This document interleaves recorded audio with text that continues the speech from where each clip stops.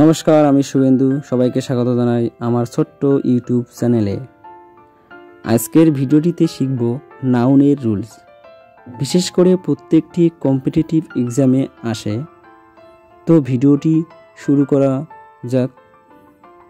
বাক্যে যদি relative pronoun যেমন হু, হুইচ, হুম, দ্যাট থাকে, তাহলে রিলেটিভ প্রোনাউনের পরের ভার্বটিও রিলেটিভ প্রোনাউনের আগে যে নাউন থাকবে সেই নাউন অনুসারে বসবে।